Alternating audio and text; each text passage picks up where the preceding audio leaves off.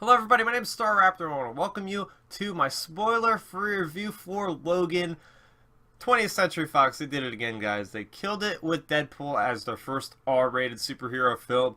They're doing it again with Logan. This is directed by James Mangold and it stars Hugh Jackman in his final run as the Wolverine, as well as Patrick Stewart, who is in his final run of doing Professor X, but it also stars Daphne Keane as Laura, aka X-23, the clone of Wolverine. So I just want to preface this by saying I didn't read any of the Old Man Logan comics. I haven't read a lot of Wolverine comics, so you can get an understanding of what I am critiquing this film by. I'm just a regular moviegoer basically watching this thing, although I know a lot of you out there are big fans of the old Logan runs. So getting into the story, this is taking place in the future, about in 2029.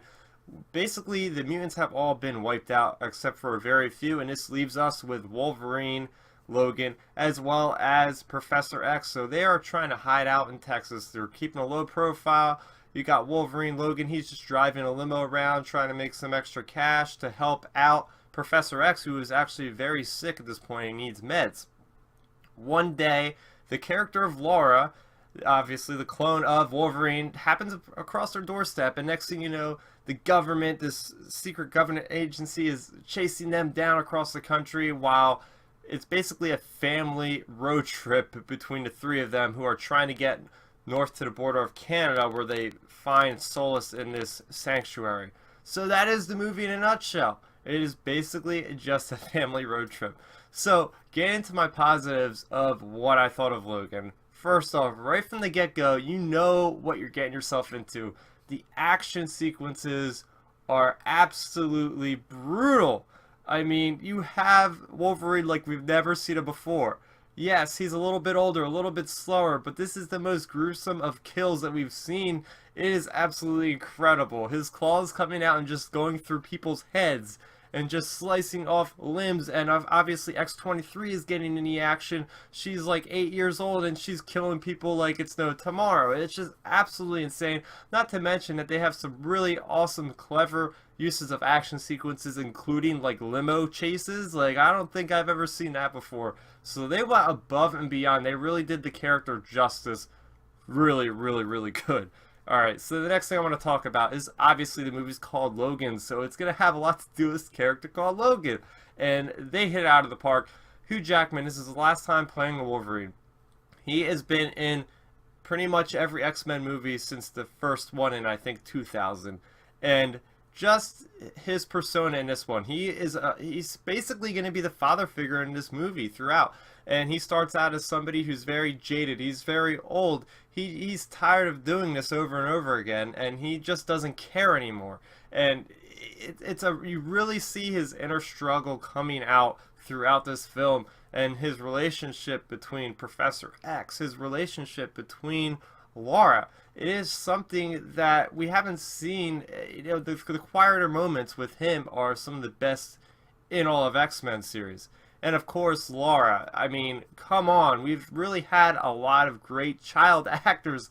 You know, I'm looking at you, the Stranger Things cast. You know, 11, absolutely phenomenal. Laura is up here. You know, Daphne Keane kills it with X-23. I mean, it's just so great. Just the emotion in her face.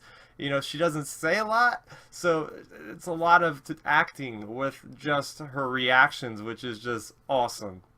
And again, I was saying about the family orientation of what this story is about. This tight-knit family of, you know, the last surviving mutants on Earth. And it's just something that, you know, it's a much smaller, focused story. There isn't like this super villain that's trying to take over the world kind of thing with a doomsday device. It is a very character-driven story. Next thing I want to talk about is how grounded in reality this movie is. If you strip all the elements of superhero things out of this movie, you're still gonna get a very clear message of family. You're still gonna get this clear message of Logan passing down what he knows to Laura. This whole thing of legacy, passing the torch on to the next person. I also want to talk about mutants and how this movie really portrays the vulnerability of mutants and, you know, of superheroes in general. Often we watch these superhero movies and we're thinking in our heads, you know, there's no way these guys are getting hurt. There's no way anything's going to happen to them. But this movie really shows the vulnerability. I mean, you got Wolverine. He is, you know, his healing factor is slowing down. He's getting older.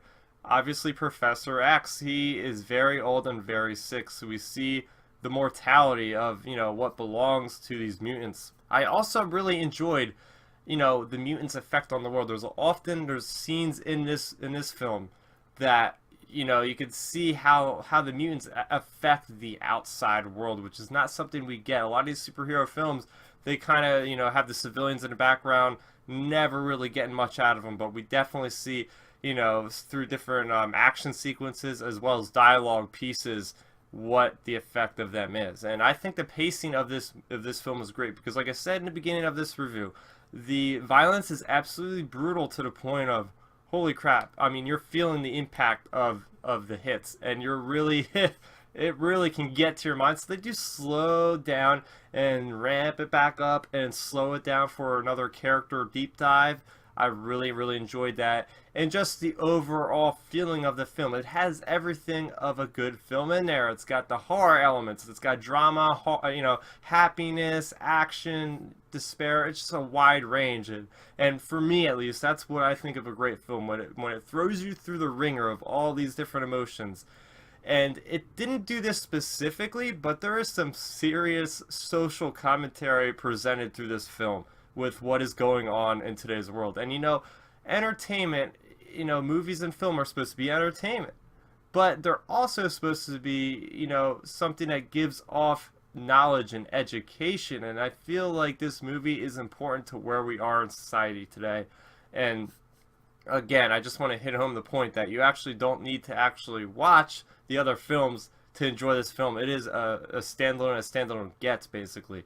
But there are just a few little nitpicks I have, some negatives. So first off, most superhero films that I've seen recently have this problem of the villains not really adding up to the rest of the main cast on the hero side, and that happens with the character of Pierce. I feel like he didn't really have too much to do in that. But then again, I think this movie is more focused, obviously, on the good characters, on what's going through the mind. Basically, the bad guys are just implementation for how to flesh these characters out more. And finally, I would have liked a little bit more exposition on the world itself. Now, they have vague little points in the story where they mention something, but it didn't really clearly explain as much as I wanted to. But now that I said that, I'm going to give the score of Logan. I'm giving Logan a 9.5 out of 10. I really enjoyed the heck out of this film. I think, like I said in the beginning, 20th Century Fox, they have found their niche as having the R-rated superhero films on lockdown. They got that with Deadpool. They have it with Logan. And I'm just really sad to see that, you know, we're not going to get another Hugh Jackman portrayal of Wolverine. We're not going to get another Patrick Stewart portrayal of Professor X. Like, kind of like, you know, that era has ended. So that is going to do it for my review of Logan, but I want to know what you thought, so please feel free to leave a comment in that comment section below. And if you haven't already, subscribe to my channel so you never miss another video. I have lots of video game content. I have comic books. I have lots of Star Wars content. Also, like the video if you do.